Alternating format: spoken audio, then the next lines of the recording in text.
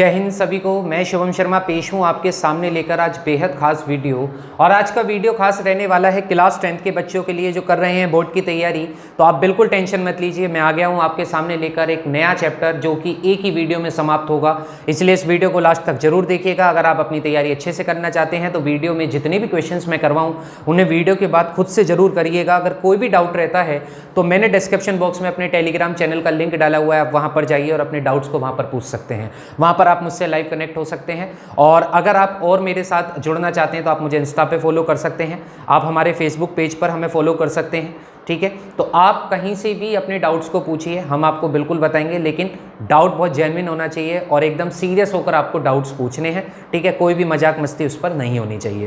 तो आइए स्टार्ट करते हैं आपका नया चैप्टर, और नया चैप्टर का नाम है कोऑर्डिनेट ज्योमेट्री। तो जैसे कि आप सभी जानते हैं, मैंने कम्युनिटी पोस्ट पर एक वोटिंग स्टार्ट की थी जिस पर मैंने आपसे पूछा था कि बताइए आप कौन से चैप्टर पर अपनी वीडियो चाहते हैं। तो सबसे ज़्यादा वोट इसी चैप्टर पर आए, इसलिए मैं इसी को स्टार्ट कर रहा हूँ। ऐसा नहीं है कि बाकी चैप्टर नहीं आएंगे, सभी चैप्टर्स आएंगे। ठीक है, लेकिन हम स्टार्ट कहाँ से कर रहे हैं? Coordinate geometry. आपकी डिमांड पर ये चैप्टर स्टार्ट हो रहा है।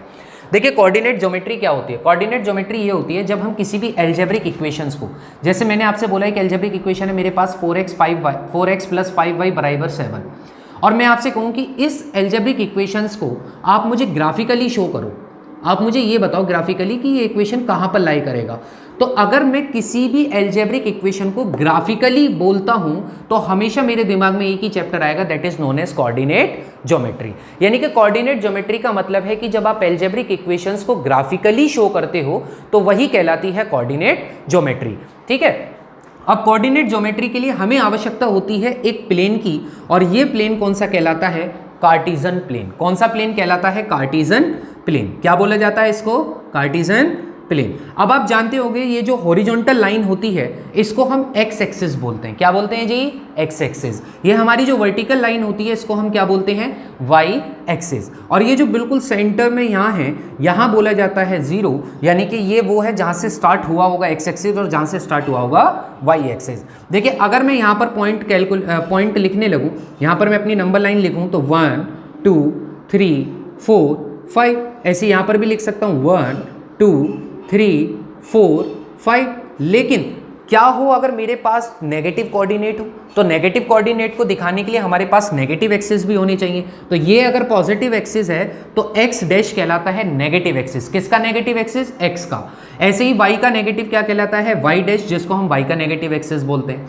तो अगर मैं माइनस में दिखाना चाहता हूं तो मैं यहां दिखा सकता हूं -1 -2 -3 -4 और -5। ऐसी वाई का नेगेटिव दिखाना चाहता हूं तो -1 -2 -3 -4 और -5। तो ये जो मेरे सामने एक प्लेन बना है, ये प्लेन देखो, प्लेन किसको कहा जाता है? आप ये भी समझ लो, प्लेन उसको कहा जाता है जो 2D में हो। किस में हो? 2D में। 2D का मतलब जिसके पास 2 डायमेंशन हो। अब डायमेंशन हमारे पास x और y भी हो सकती है, हमारे पास y और z भी हो सकती है, हमारे पास z और x भी हो सकती है। तीनों में से कोई सा भी प्लेन हो, यानी कि x y हो, y z हो या z x हो, बोला इन सभी को प्लेन जाता है। यानी कि प्लेन का मतलब होता है जब 2 डायमेंशन की बात करी जाए। ठीक है, लेकिन आपको इतना डीपली नहीं जाना है, आप बस इतना समझिए कि हमें जो कोऑर्डिनेट पढ़ने हैं वो हमें पढ़ने हैं x और y। बात खत्म।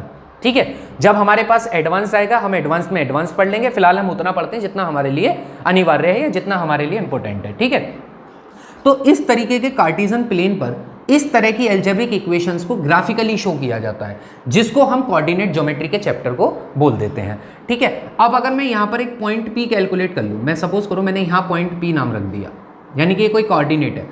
अब किसी भी कोऑर्डिनेट के एक्सिस ध्यान से सुनिएगा, हमारे पास 2 ही एक्सिस हो सकते हैं, क्योंकि प्लेन में कितने एक्सिस होते हैं? तो जाहिर सी बात है कोऑर्डिनेट भी कितने होंगे? 2।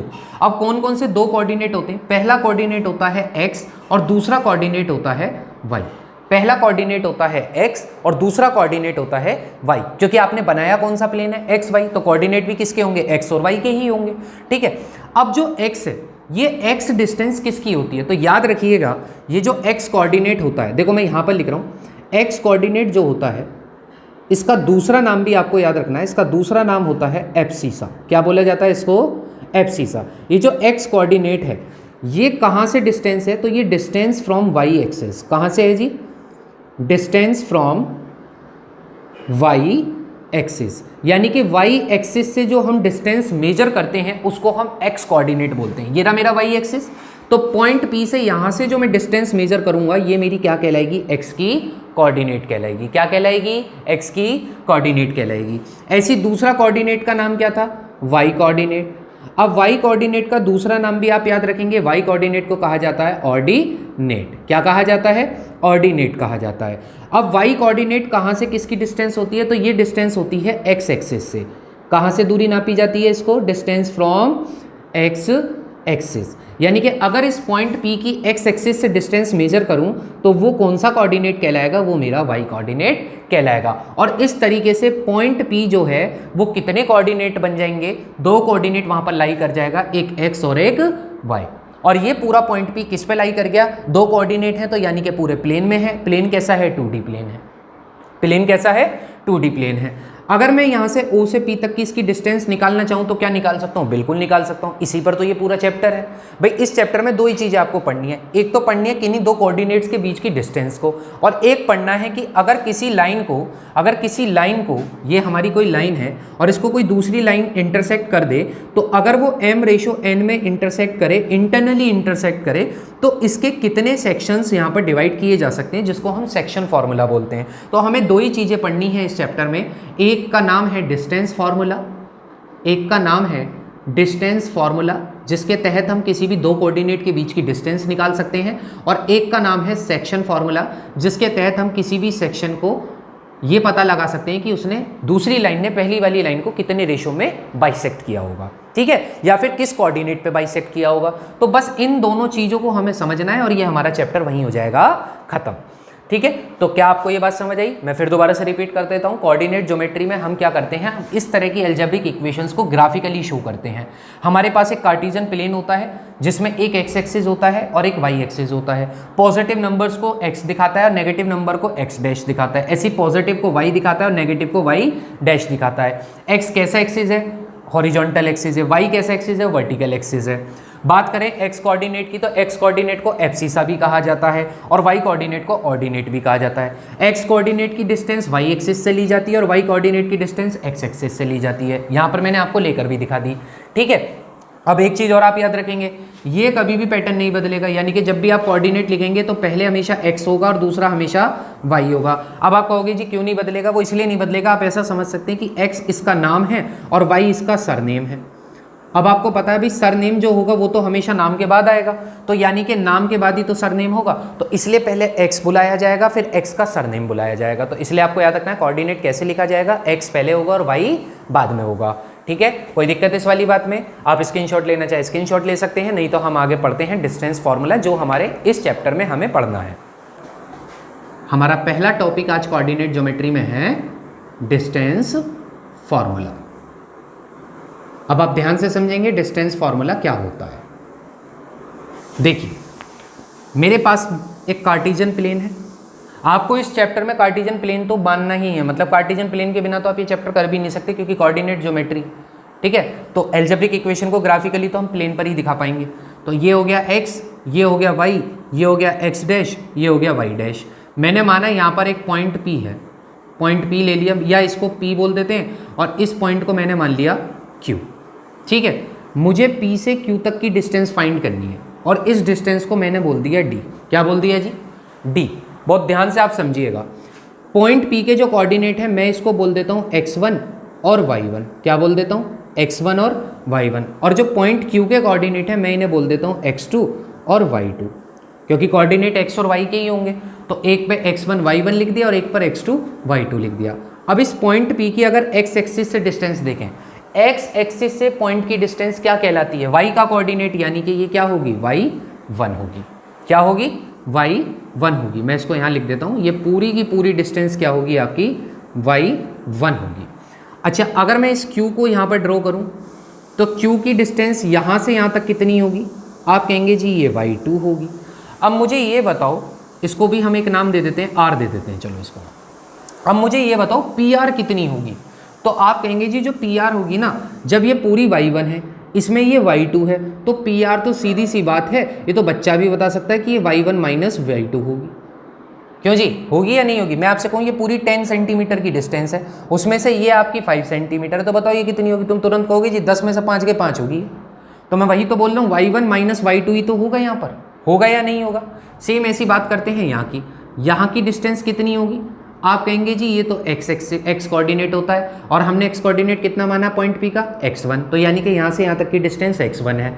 अच्छा तो मैं पूछूंगा अब q की डिस्टेंस बताओ, तो आप कहेंगे जी q की ये वाली जो डिस्टेंस है ये होगी x2, क्या होगी x2, लेकिन मुझे तो q से r तक की दूरी चाहिए। अब मुझे बताओ जल्दी से q से r तक की दूरी क्या होगी, जब पूरी x1 है उसमें से ये x2 है तो ये बची हुई कितनी होगी, अब बिल्कुल सही बात, ये होगी x1 माइनस x2, क्या होगी x1 माइनस x2। अब थोड़ा सा कॉम्प्लिकेटेड आपको वहाँ डायग्राम दिख रहा होगा, मैं उसको यहाँ बना के दिखा देता हूँ, ठीक है। मेरे पास जो मुझे चाहिए था वो मैं निकाल चुका हूँ, बस वही चीज़ मैं आपको यहाँ समझाता हूँ। एक P था यहाँ पर पॉइंट, एक Q था और यहाँ हमने R मान लिया था। P से R तक की डिस्टेंस कितनी निकली थी, y1 माइनस y2, और Q से R तक की डिस्टेंस कितनी निकली थी, x1 माइनस x2, और PQ को हमने कितना माना था, इसकी डिस्टेंस को d मान लिया था। अच्छा आप जानते हो ये जो लाइन है ये एक हाइट का काम कर रही है, और हाइट हमेशा कैसी होती है, हमेशा परपेंडिकुलर होती है, यानी कि इसके बीच में क्या बनेगा, 90 डिग्री बनेगा।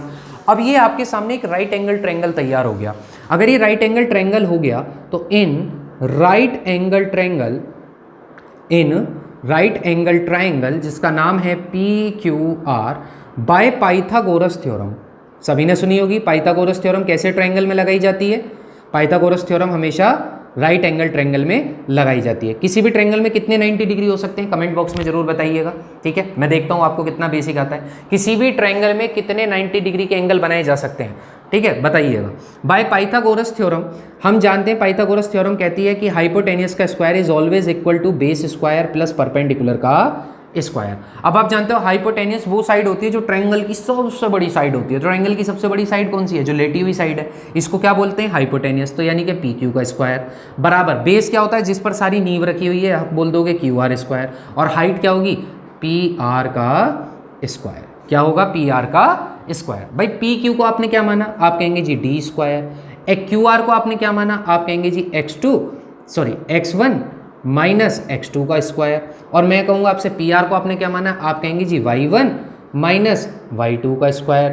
तो मैं आपसे पूछूंगा जल्दी से बताओ मुझे फिर डिस्टेंस कितनी आ गई, आप कहेंगे जी डिस्टेंस, अगर यहाँ D स्क्वायर है, स्क्वायर अगर दूसरी साइड जाता है तो ये क्या बन जाता है, स्क्वायर रूट किसका, x1 माइनस x2 का whole square plus y1 minus y2 का होल स्क्वायर। तो किसी भी कोऑर्डिनेट्स के बीच की डिस्टेंस को हम किस फॉर्मूले से फाइंड कर सकते हैं, इस फॉर्मूले से, और यही फॉर्मूला क्या कहलाता है, डिस्टेंस फॉर्मूला। क्या कहलाता है, डिस्टेंस फॉर्मूला। क्या कहलाएगा, डिस्टेंस फॉर्मूला। तो डिस्टेंस फॉर्मूला क्या होता है, square root of x1 minus x2 का square plus y1 minus y2 का होल स्क्वायर। एक चीज़ और आपको बता दूं, आपको ये x2 माइनस x1 भी लिख दोगे तो भी कोई दिक्कत नहीं है, y2 माइनस y1 लिख दोगे तब भी कोई दिक्कत नहीं है। ऐसा क्यों है मैं आपको बताता हूँ। अगर मैं आपसे कहूँ कि x1 5 है और x2 8 है, अब अगर मैं x1 माइनस x2 का स्क्वायर करूँ या फिर मैं x2 माइनस x1 का स्क्वायर करूँ, मैं देखता हूँ क्या मेरे आंसर सेम रहेंगे या चेंज हो जाएंगे। x1 माइनस x2 यानी कि 5 माइनस 8 का स्क्वायर, अब आप जानते हैं 5 में से 8 जाएंगे तो माइनस का 3 बचेगा, और माइनस के 3 का करोगे आप स्क्वायर। और किसी भी नेगेटिव नंबर की अगर पावर इवन होती है, सभी ने सुना है, किसी भी नेगेटिव नंबर की पावर अगर इवन होती है तो हमेशा आंसर पॉजिटिव में निकलता है। हालांकि फिर भी मैं आपको बता देता हूँ, अगर किसी नेगेटिव की पावर स्क्वायर है तो उसका आंसर हमेशा प्लस में ही निकलेगा, यानी कि 9 निकलेगा। ऐसे इधर की बात करें तो x2 क्या है, आप कहेंगे जी 8, x1 क्या है जी 5, इसमें से कर दो माइनस, माइनस करोगे 3 का स्क्वायर, और अब भी कितना आया 9। तो क्या कोई फर्क पड़ा x1 माइनस x2 या x2 माइनस x1 से, कोई फर्क नहीं पड़ा। तो इसका मतलब ये है कि आपको ये x2 माइनस x1 भी लिखा मिल सकता है और ये y2 माइनस y1 भी लिखा मिल सकता है। बस आपको याद क्या रखना है कि डिस्टेंस फॉर्मूला जो होता है वो अंडर रूट होता है x कोऑर्डिनेट का डिफरेंस का स्क्वायर प्लस y कोऑर्डिनेट के डिफरेंस का स्क्वायर, ठीक है। जल्दी से आप इसे नोट कर लीजिए या फिर इसका स्क्रीनशॉट ले लीजिए। अब इस पर एक सवाल करते हैं, और ये रहा हमारा पहला सवाल। हमारा पहला सवाल है, फाइंड द डिस्टेंस बिटवीन -5 और 7, -1 और 3। दो कोऑर्डिनेट हमारे पास हैं, तो एक है हमारे पास कोऑर्डिनेट -5 और 7 और दूसरा कोऑर्डिनेट है -1 और 3। आप मान लीजिए ये x1 है तो ये y1 होगा, ये x2 है तो ये y2 होगा। ऐसा ही था, हमने डिस्टेंस फॉर्मूला क्या पढ़ा था, हमने पढ़ा था under root of x1 minus x2 का whole square plus y1 minus y2 का होल स्क्वायर। अब आप जल्दी से बताइए x1 कितना है आपके सामने, आप कहेंगे जी ये तो -5 है, और x2 कितना है, आप कहेंगे माइनस का 1। अब इस चीज़ को ध्यान से समझना, आप माइनस में बहुत गड़बड़ करते हैं। x1 माइनस 5 है, माइनस एक ऑलरेडी फॉर्मूले में है और x2 भी माइनस का 1 दे रखा है, तो यानी कि -1 को आप ऐसे ब्रैकेट में बना लीजिए, ठीक है। प्लस y1 कितना दे रखा है 7 और y2 कितना दे रखा है 3 का होल स्क्वायर। अब इसको सॉल्व करते हैं, अंडर रूट ऑफ, देखिए -5 माइनस माइनस क्या हो जाएंगे +1 का होल स्क्वायर प्लस 7 - 3 क्या हो जाएगा 4 का होल स्क्वायर। अब आप मुझे बताइए -5 + 1 क्या होगा, ये तो पक्की बात है माइनस होगा, तो यानी कि माइनस का 4 हो गया प्लस 4 का स्क्वायर हो गया। अब आप जानते हैं चाहे माइनस के 4 का स्क्वायर करो चाहे 4 का स्क्वायर करो, बात दोनों की सेम है कि 16 + 16, तो 16 + 16 कितना हो जाएगा √32, कितना हो जाएगा √32। अब इस 32 के रूट को भी और सोल्व किया जा सकता है क्या, तो देखिए इसके लिए मैं आपको बता देता हूँ भाई 32, आप 32 को कैसे लिख सकते हो, आप जितना सिंपल लिखना चाहते हो आप उतना लिख सकते हो। आप कहोगे जी मैं लिख सकता हूँ 16 × 2, ठीक है, मैंने जितना आप सोच सकते हो उतने आप इसके फैक्टर सोच लो, छोटे छोटे सोचने तो 2 × 2 ऐसे करके सोच लो, नहीं तो 16 × 2 सोच लो। अच्छा क्या 16 का रूट हो सकता है, बिल्कुल हो सकता है। जिसका स्क्वायर रूट हो सकता है उसका स्क्वायर रूट लिख दो, कितना हो सकता है 16 का रूट 4। क्या 2 का रूट हो सकता है, नहीं जी, स्क्वायर रूट ऑफ 2 होता ही नहीं, तो बस इसको क्या लिख सकते हो 4√2। यूनिट जरूर लिखिएगा, इसका मतलब होता है, अब इसका मतलब क्या है कि अब भाई डिस्टेंस या तो मीटर में होनी चाहिए या सेंटीमीटर में होनी चाहिए। अब यहाँ मीटर सेंटीमीटर तो कहीं लिखा हुआ नहीं है, तो बस आप यूनिट लिख दो, तो इससे ये होगा कि आपने कुछ यूनिट उसमें शो कर दिया। भैया अपने हिसाब से चाहे मीटर रख लीजिए, चाहे सेंटीमीटर, चाहे mm, जो तेरी इच्छा करे वो रख लिया, हमने तो यूनिट लिख दी, ठीक है। तो कितनी डिस्टेंस आई दोनों कोऑर्डिनेट के बीच में 4√2 यूनिट। बताइए समझ आ गया? अगर समझ आ गया तो इसके स्क्रीनशॉट लीजिए और एक बेहतरीन सवाल आपके सामने फिर दूसरा करवाता हूँ।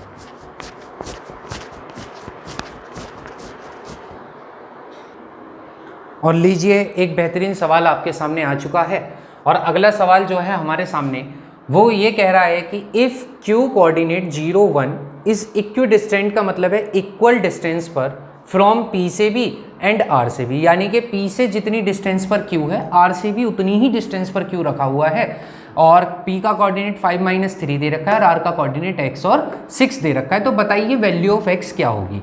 देखिए इस क्वेश्चन को समझते हैं।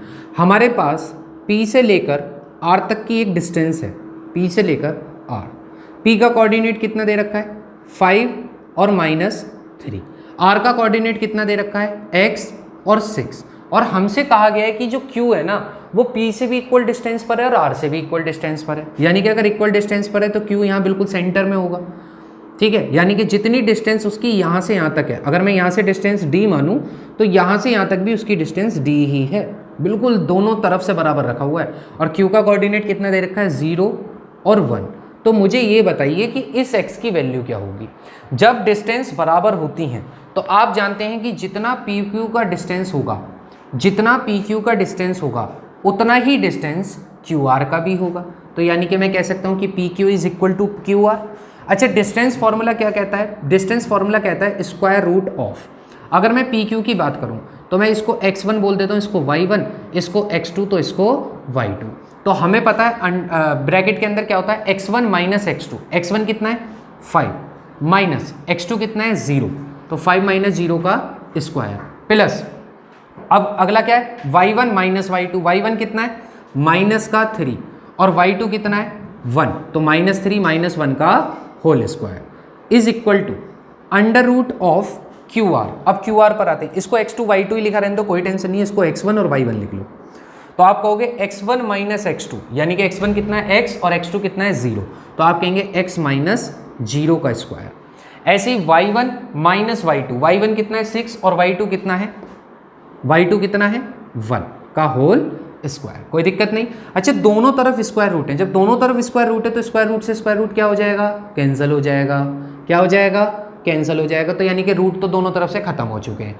5 का स्क्वायर 25 प्लस -4 आएगा, -4 का स्क्वायर करोगे तो 16 आएगा, x का स्क्वायर x स्क्वायर होगा और 6 - 1 5, 5 का स्क्वायर कितना हो गया 25, कितना हो गया जी 25। देखो इजिकल टू के इधर जो नंबर लिखा हुआ है इजिकल टू के उधर भी वही नंबर लिखा हुआ है और सेम साइन के साथ। अगर इजिकल टू के इधर जो सेम साइन है, अगर इजिकल टू के इस साइड भी वो सेम साइन में मिल गया तो आप उसको डायरेक्ट काट सकते हो। चाहो तो आप 25 को यहाँ लाते, 25 माइनस 25 तब 0 लिखते, लेकिन वो तो छोटे बच्चे करते हैं। आप तो 10th में आ चुके, तो आप डायरेक्ट काट सकते हो, लेकिन ऐसा तभी होता है जब दोनों तरफ सेम साइन हो। अगर यहाँ माइनस में 25 होता तो कभी नहीं काट सकते थे, क्योंकि यहाँ प्लस का 25 है या माइनस का है।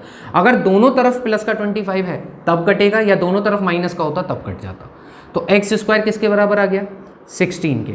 अब आप जानते हो x अगर स्क्वायर 16 के बराबर आया तो x अंडर रूट ऑफ 16 होगा।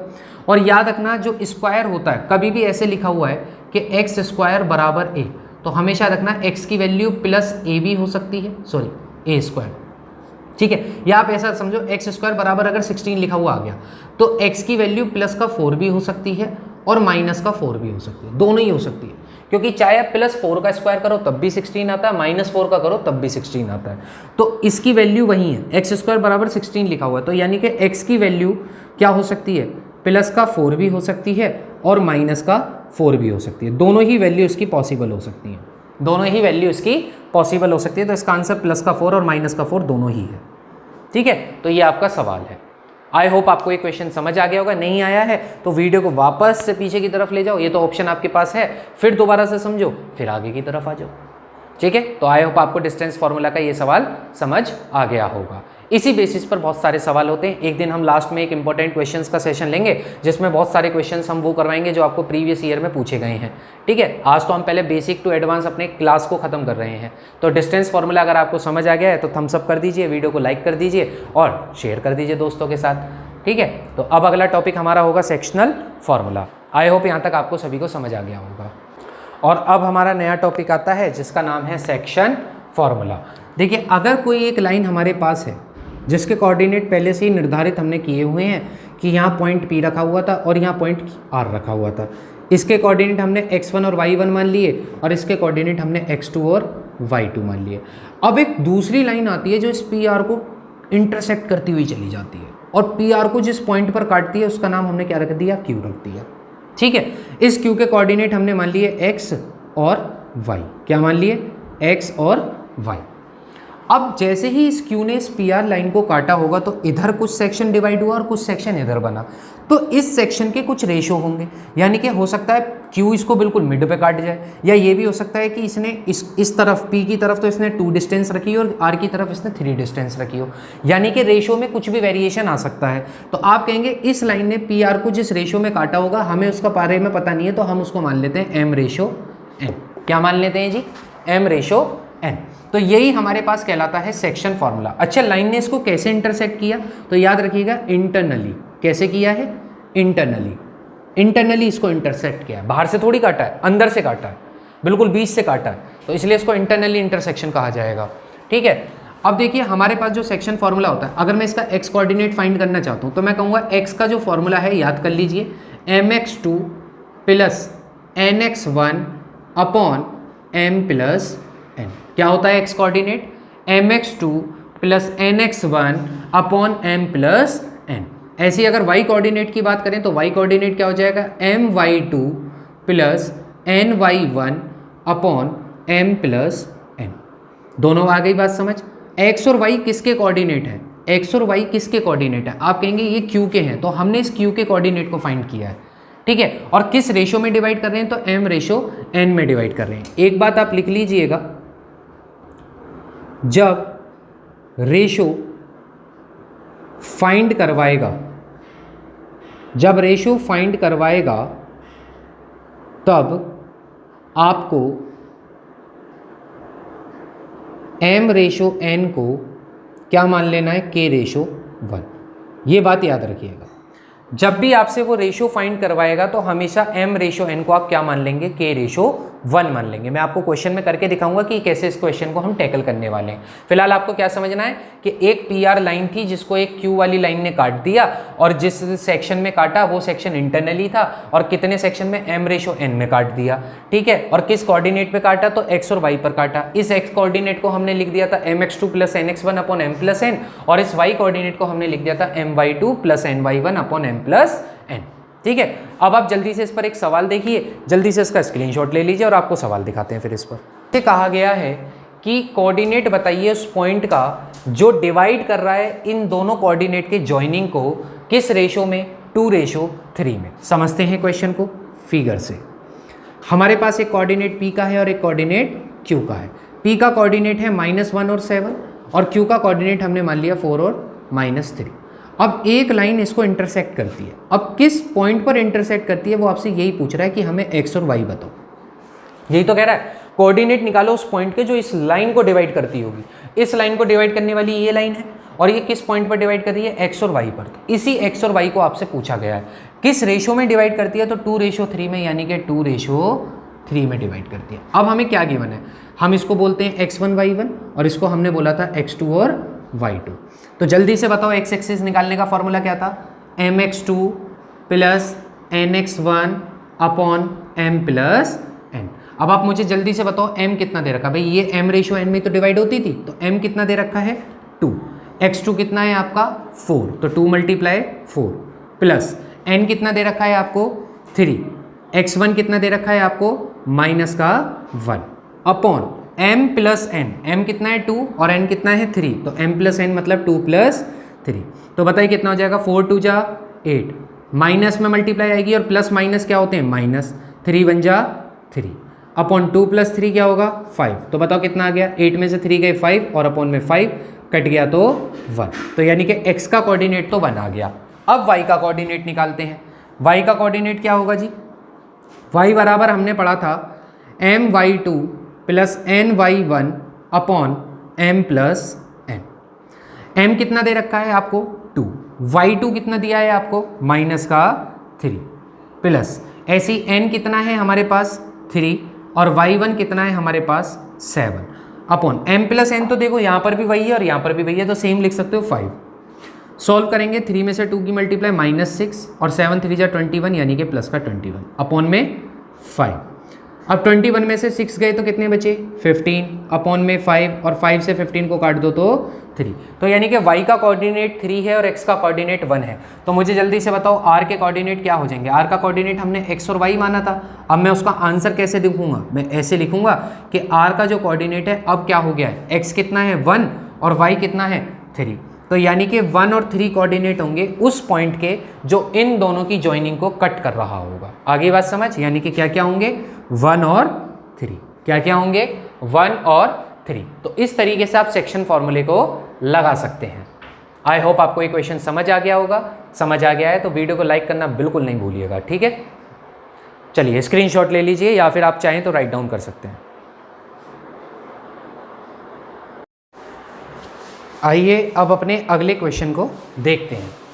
Find the ratio in which the line segment joining the points, 2 point आपके सामने, 2 कोऑर्डिनेट आपके सामने दिए हुए हैं और इसको जो लाइन डिवाइड कर रही है उसके कोऑर्डिनेट भी इस बार आपको दे रखे हैं। आपसे पूछ रहा है किस रेशो में ये इसको डिवाइड करेगा।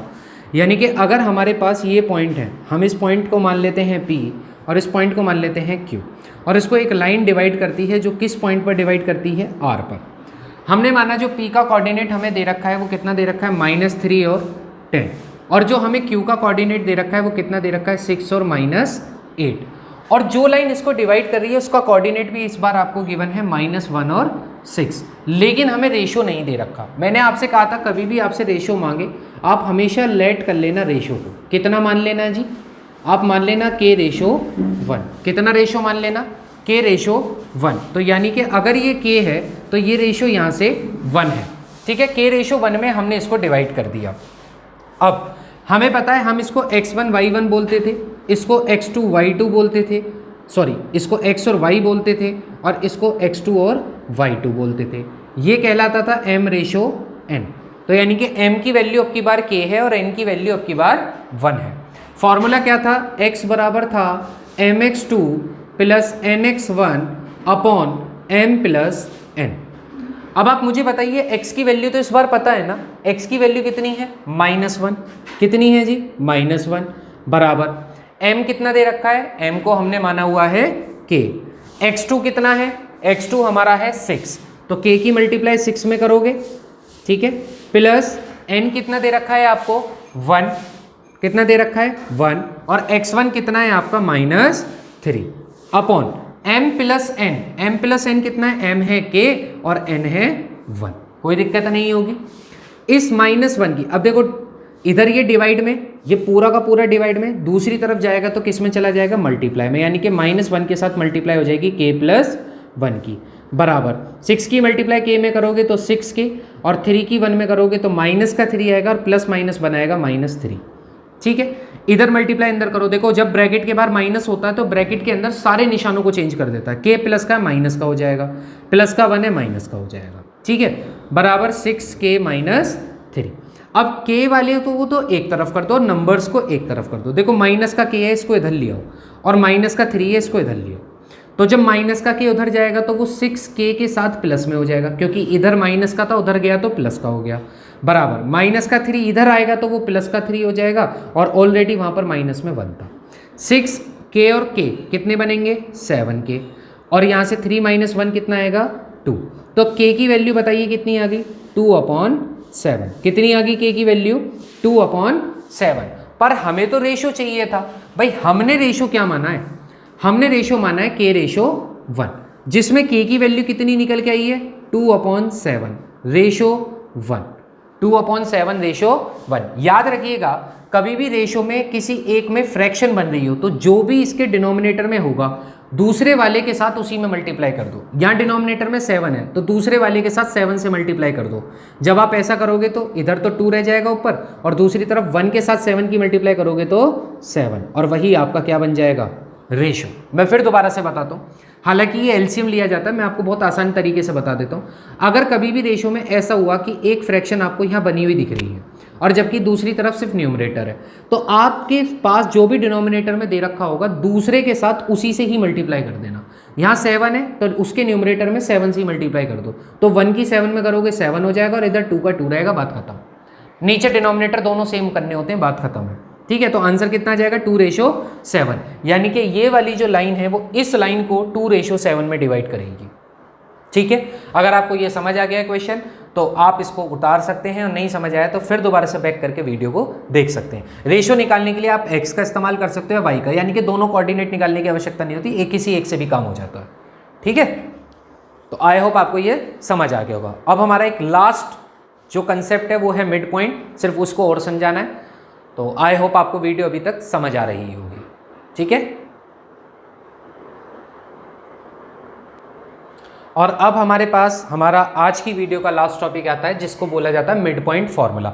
मिड पॉइंट फार्मूला कुछ भी नहीं है, सेक्शन फार्मूला ही है, लेकिन सेक्शन फार्मूला अभी तक आपको रेशियो ये नहीं पता होता था कि वो मिड पॉइंट पर होगा या कहीं और होगा। लेकिन अगर मैं आपसे कह दूं कि एक पॉइंट P है, एक पॉइंट Q है, इसका कोऑर्डिनेट है x1 और y1, और इसका कोऑर्डिनेट है x2 और y2, और इसको एक लाइन बिल्कुल मिडल से काटती है आती, हालांकि ये मिडल लग नहीं रहा होगा आपको, कोई बात नहीं, हम दोबारा इसका मिडल बनाएंगे। ठीक है, यहाँ से बिल्कुल मिडल से इस पॉइंट को काट देती है। अब मैंने ये बात आपसे बोल दी कि इसने इसको बिल्कुल इक्वल रेशो में डिवाइड किया है। मैंने क्या बोला, मैंने बोला इक्वल रेशो में डिवाइड किया है।